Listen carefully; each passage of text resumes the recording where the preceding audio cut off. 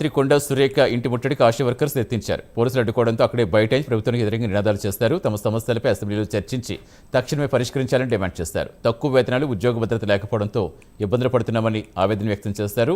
Pending బకాయిల చెల్లింపులో జాప్యం జరగకుండా చూడాలని, ఎన్నికల సమితి ఇచ్చిన హామీ ప్రకారం 18,000 వేతనం అమలు చేయాలని డిమాండ్ చేస్తారు.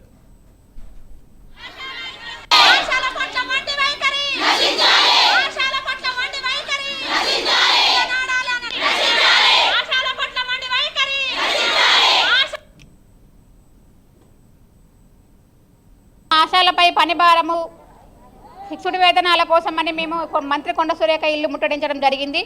మేము గత 2006లో మేము జాయిన్ అయినాము. 20 సంవత్సరాల నుంచి మేము వర్క్ చేస్తున్నా కూడా పని బట్టి పారితోషికమే తప్ప మాకు ఫిక్స్డ్ వేతనం అనేది లేదు. ముఖ్యమంత్రి గారు అధికారంలోకి రాకముందుకు గత 2.5 సంవత్సరాల క్రితం మాకు ఫిక్స్డ్ వేతనం 18,000 రూపాయలు ఇస్తామని మాయమాటలు చెప్పిండు. అధికారంలోకి వచ్చినాక మా విషయాలు మొత్తం మర్చిపోయిండు. మేము గతంలో బడ్జెట్ సమావేశాల్లో కూడా ఇట్లాంటి ధర్నాలు చేపట్టడం జరిగింది. అయినప్పటికీ కూడా ప్రభుత్వం స్పందించలేదు. ఈసారి కనుక బడ్జెట్ సమావేశాలలో మా ప్రస్తావన రాకపోతే, ఆశాలపై ఫిక్స్డ్ వేతనం బడ్జెట్ అనేది కేటాయింపు జరగకపోతే రాబోయే కాలంలో మేము ముందు పోరాటాలు ఉధృతం చేస్తామని కూడా ఈ సందర్భంగా తెలియజేస్తున్నాను.